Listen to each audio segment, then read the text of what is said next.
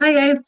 I woke up thinking about target lists today and how people get stuck because they create this like really beautiful detailed target list like we teach you to do.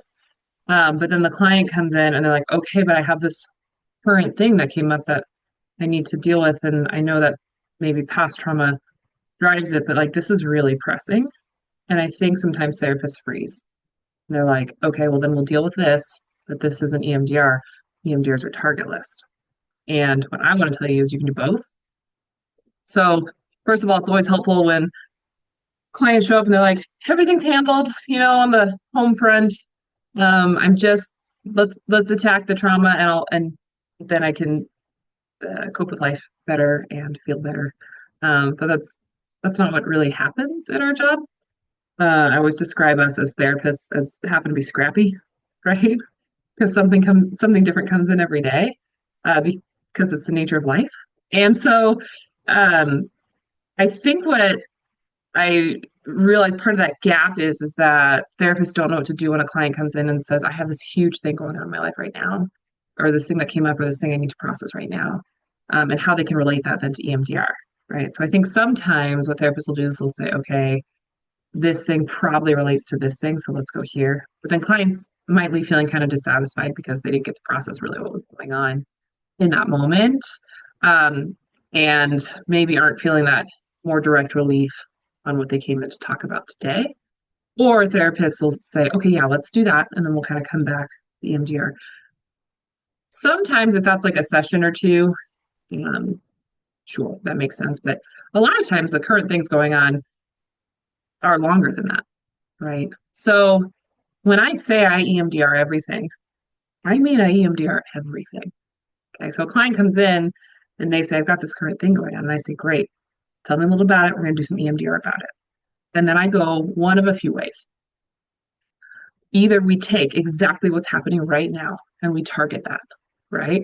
First, worst, most recent. So that's a most recent. Or we take that and we affect scan it.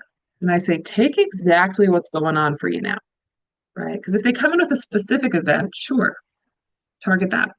If they come in with a specific sense, I get clients coming in saying, my anxiety has been off the charts the last 2 days. And we trace it back. When did it start? What happened? Sometimes we can find something. Sometimes we can't. Take the sensation, affect scan it.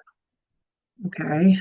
Take what you're feeling in your body, what emotions come up with it, and take exactly those sensations. Close your eyes, float back to the earliest time you can remember feeling that. They float back, grab something a few years ago, keep floating back, keep floating back, keep floating back. Take them to pre-10, pre-5 if you can. If you can't, if they just say there's this one time in high school, take that, right? At least we're on the network. We're coming closer and closer to that node, or closer and closer to that touchstone. We might not get there right away, but the closer we get, right, the better that processing will be.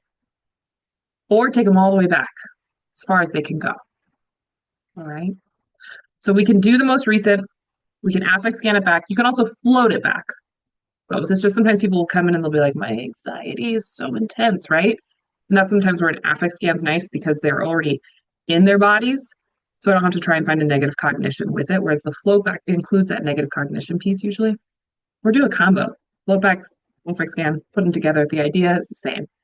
Get them back. Okay? And then take that earlier memory and start there.